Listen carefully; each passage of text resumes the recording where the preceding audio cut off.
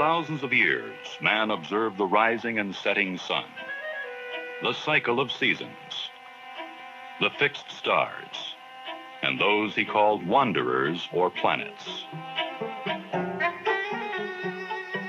And from these observations evolved his notions of the universe.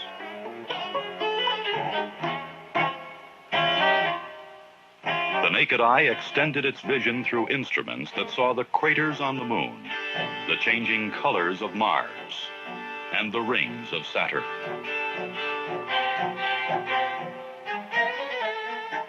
The fantasies, dreams, and visions of space travel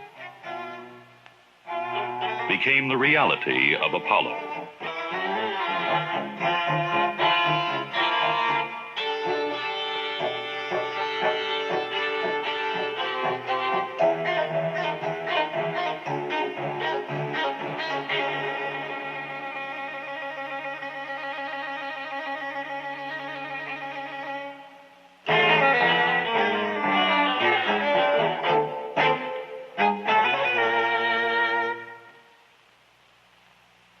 Early in 1970, President Nixon announced the objectives of a balanced space program for the United States that would include the scientific investigation of all the planets in the solar system. Of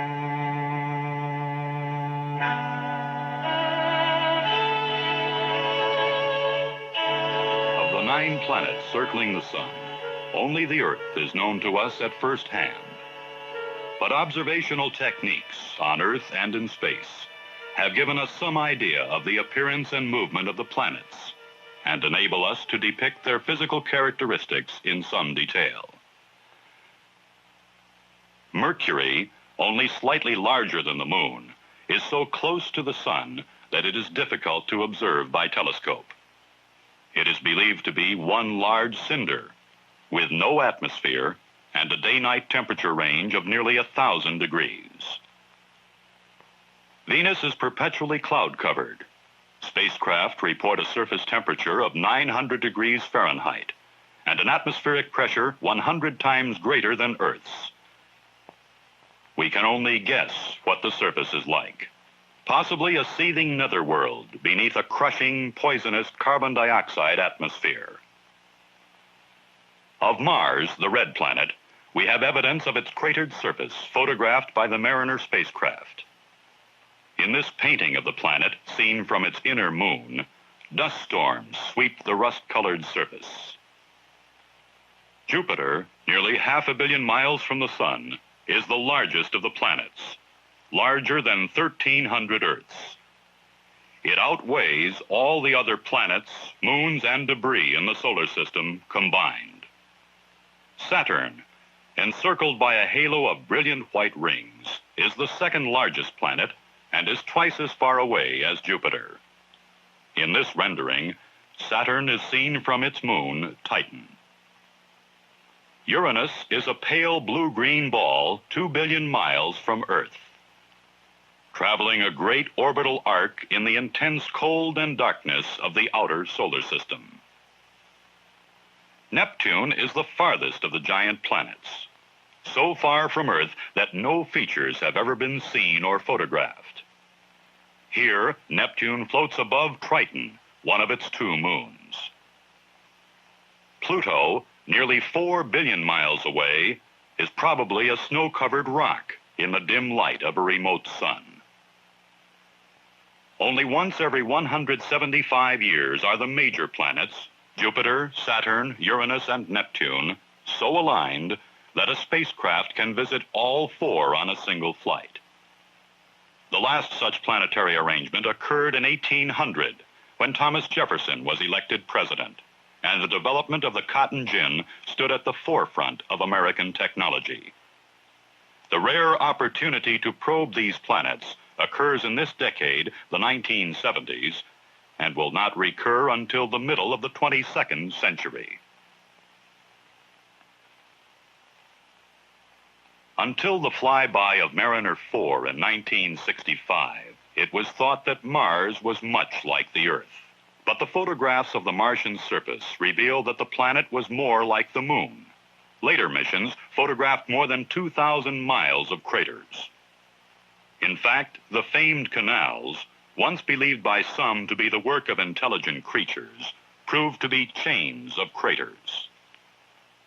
This bright Martian desert either escaped the devastation of meteorite bombardment or was smoothed by some powerful eroding process. Yet Mars apparently has no running water that cuts and fills, so the scouring agent was more likely a wind-borne material. Another Marsscape called chaotic terrain brought more surprises to scientists and more questions to be answered. It appears as a maze-like region of jumbled ridges and steep ravines. That Mars is a world of contrasts we now know. The newly acquired knowledge has only whetted man's appetite for continued and more thorough investigations of Mars. The early mariners flew within several thousand miles of the Martian surface, gathering and sending to Earth TV pictures and measurements of temperatures, pressures, and atmospheric and surface chemical composition. The exploration of Mars takes on a major new aspect in the present decade with the intensive investigations by the Mariner 9 orbiter and the Viking landing missions. Mariner 9 is designed to operate in Mars orbit for a minimum of 3 months. Its science experiments are similar to those made 2 years earlier, but data will be gathered over a much longer period. The single 2,200-pound spacecraft is capable of performing much of the mission originally planned for 2 orbiting mariners. It arrives at Mars after a 5.5-month flight from Cape Kennedy and powers its way into an orbit that takes it around Mars once every 12 hours. Primarily a mapping mission, the Mariner television cameras photograph about 80% of the planet. Thermal and chemical maps of the same areas are made with data from other instruments. The overlapping wide-angle and spot coverage narrow-angle pictures are taken at Mariner 9's lowest altitude, about 750 miles. Objects as small as 300 feet across may be seen in the pictures. Mariner's orbit was designed to produce a continuous swath around Mars once each 17 days, making it possible to study seasonal effects on the red planet at 17-day intervals. One objective is to investigate what appears to be a wave of darkening that originates at the poles and spreads toward the equator as the polar caps recede, apparently responding to springtime increases in temperature and humidity. During the 90-day period, Mariner 9 transmits to Earth thousands of pictures and several billion other science measurements. Much of this information will be used in planning the 1975 Viking lander mission to Mars. One of the most important and dramatic investigations to be conducted during the next 10 years is the search for life beyond Earth. If extraterrestrial life does exist in the solar system, it is most likely on Mars. For that reason, Mars remains the prime target of the planetary exploration program. The Viking landers will carry life detection instruments right to the surface of Mars for some first-hand field work. The 2 Vikings are double spacecraft, orbiters similar to Mariner 9, and landers sealed inside biocanisters and sterilized to prevent Earth microbes from reaching Mars and complicating the search for life. The lander will touch down gently, then prepare itself for an on-site scientific investigation of the planet. Viking will tell its story in its own voice about its observations on Mars, about the surface, the velocity of the wind, the humidity and pressure of the thin atmosphere, and most important, whether there is any evidence of life now or in the past. Meanwhile, the orbiter remains overhead, keeping watch on the landing site, operating as a relay station, and conducting its own science experiments and photographic mapping. Their missions completed, the orbiters will continue circling the planet with Martian moons Phobos and Deimos for many years. The Viking surface laboratories will remain and may provide landmarks for the first Earthmen who visit Mars, just as surveyors stood in wait of the Apollo astronauts. To astronomers, Venus has been perhaps the most frustrating object in the skies.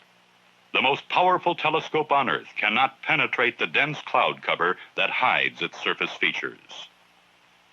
In 1973, another mariner, 10th in the series, will set out for Venus, this time to continue on to Mercury, the Sun's innermost and smallest satellite. The spacecraft will be the first to use a natural resource of the solar system, the gravity of one of its planets, to help it reach another planet. Venus will change Mariner's speed and flight path, aim it at Mercury, and make it possible to explore 2 planets for the price of 1. The spacecraft will skim past Venus at an altitude of about 3,000 miles, make an abrupt turn, and encounter Mercury on its altered trajectory. A pair of television cameras will take several thousand pictures of each planet.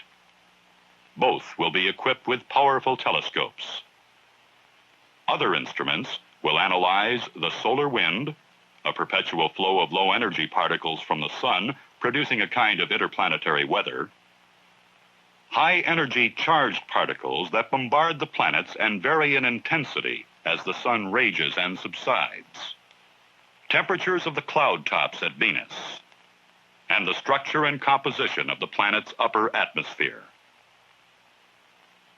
As the spacecraft approaches Venus, the planet is almost between the Sun and Mariner. Only a slender lighted crescent is visible. The crescent grows as the 2 TV cameras alternately take pictures, beginning about 25 minutes and 10,000 miles from Venus. Cloud motion, cloud layer separation, and sunrise and sunset on the planet will be studied in the pictures. Scientists are hopeful that the Venus pictures may show a glimpse of the surface through a hole in the apparently solid blanket of clouds. Thus far, only radar beams from Earth have been able to penetrate the cloud layer. Bright spots in this radar map, made in 1969, may be mountain ranges or possibly huge depressions. Mercury travels a tight 3-month orbit around the Sun. Just a few years ago, it was thought that Mercury's rotational and orbital rates were synchronous. That is, 1 day equals 1 year, with the same side always facing the Sun. But recent radar astronomy has shown that the tiny planet rotates 1½ times each orbit. Mariner's high-resolution pictures of Mercury will cover the planet something like this during the first hour after encounter, and like this during the following hour. Experimenters studying Mercury may receive a substantial science bonus. 6 months after Mariner flies by the planet, while Mercury swings twice around the Sun, Mariner will have gone 1 full circle and the 2 again cross paths. This time, scientists will view the planet from a different angle, looking down at the North Pole. These computer-generated plots show how Mercury will appear to the passing Mariner.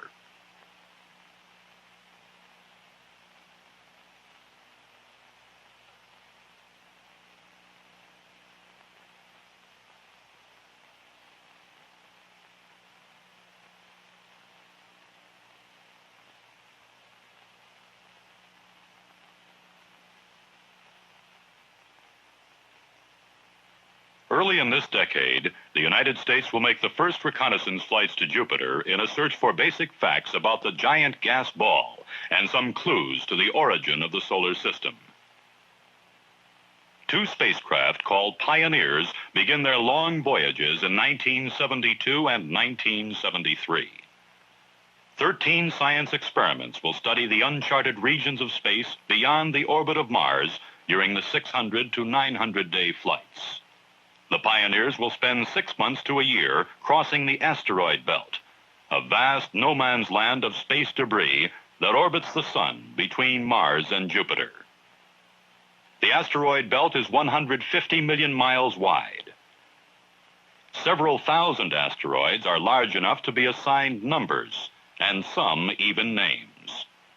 An objective of the Pioneer mission is to determine the risk factor involved in traversing the belt. Mission planners believe the chance of being struck by a particle large enough to jeopardize the mission is quite low. Sizes and numbers of particles will be measured by counting penetrations of these cells. 4 telescopes will observe the brightness, speed, and direction of asteroids. Another instrument will measure sunlight reflected from asteroids and cosmic dust. A continuous stream of information will be transmitted back to scientists. Measurements of interplanetary magnetic fields, the solar wind, galactic and solar protons and electrons, and the elements that make up cosmic ray particles. Even at the speed of light, these messages take nearly 3/4 of an hour to reach Earth. Pioneer will pass within 100,000 miles of Jupiter, increasing in velocity as it feels the pull of the planet's enormous gravity. From here, Jupiter fills the sky, colorful in stripes of pink and blue, pale grays, browns, and yellows. Scientists want to know what chemicals produce these colors, why a planet so large can rotate more than twice as fast as Earth, whether it has a solid surface below the seething layers of clouds, and why Jupiter radiates 3 times the energy it receives from the sun. What causes the enormous red spot several times the diameter of Earth? And why does the dark red oval float at random with respect to the planet's motion? Conditions on Jupiter today may be very much like those most scientists think existed on primitive Earth several billion years ago when life began. Pioneer experimenters will attempt to establish proportions of some of the elements that make up this primeval atmosphere. Instruments will measure Jupiter's magnetic field and trapped radiation, both believed to be many times as strong as those on Earth. Temperatures, which may range from -200 degrees at cloud tops to thousands of degrees above zero in the interior, will be measured. A comfortable zone may exist somewhere in the atmosphere. After its swing by Jupiter, one Pioneer will eventually escape the solar system, the first man-made object to do so. And the other may leave the plane in which the planets orbit the sun, passing millions of miles above the orbits of the inner planets. What we learn about the gravitational effects of Jupiter will be used in planning multi-planet missions to the outer planets in the last half of the decade. Observations made with Earth telescopes have provided only tantalizing bits of information about the far-ranging outer planets. We look to spaceflight for some of the answers.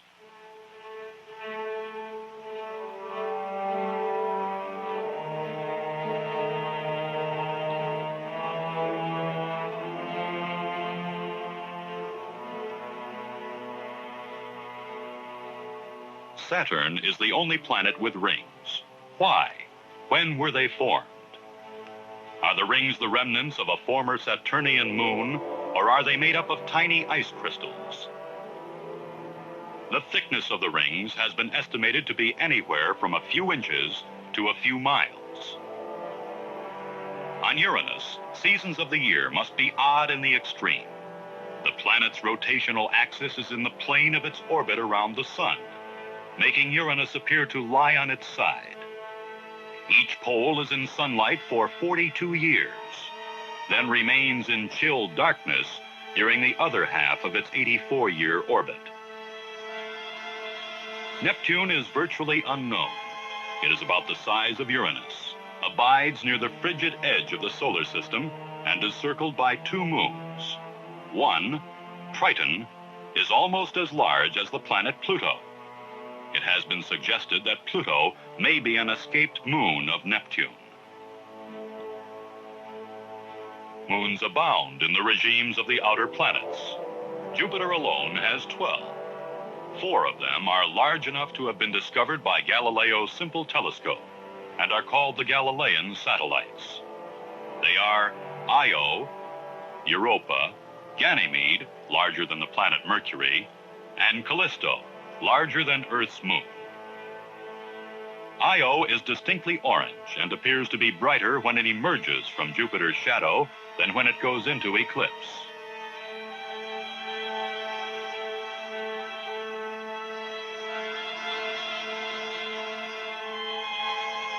Saturn has 10 moons. One, Titan, is larger than Earth's moon and is known to have an atmosphere. Overhead, Titan's sky may be like Earth's, blue instead of black.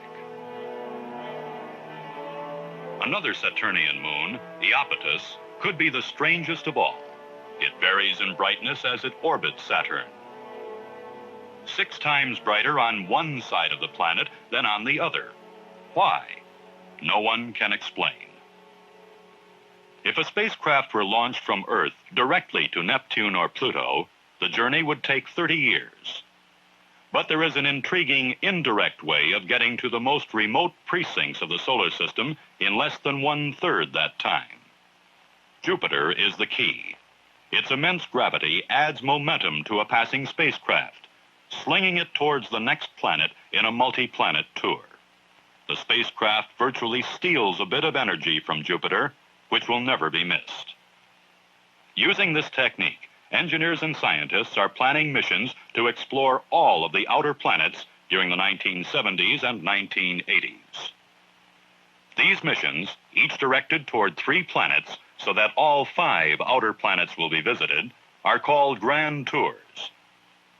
Beginning in 1976 and 1977, Grand Tour spacecraft would fly past Jupiter, Saturn, and on out to Pluto.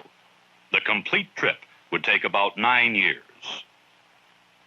Jupiter again is the initial target in 1979. Then on to Uranus and Neptune. By 1988, scientists could be analyzing data gathered at close hand from every major body in the solar system. The dominant feature of the Grand Tour spacecraft is its radio antenna, about 14 feet in diameter. Power is supplied by small nuclear generators that convert heat into electricity. Science instruments are mounted at the opposite end of the spacecraft and on long booms far from the radioactive source. At the Neptune or Pluto phase of a mission, the need for almost total independence from Earth control is essential. The time for radio signals to travel from Neptune to Earth is about 4 hours. Thus, it would take twice that long, 8 hours, for ground controllers to become aware of a spacecraft malfunction and make the necessary correction by radio command. Any trouble in the Grand Tour spacecraft would be detected, diagnosed, and remedied by a special computer, the spacecraft brain. Normal operation would resume without ground control intervention.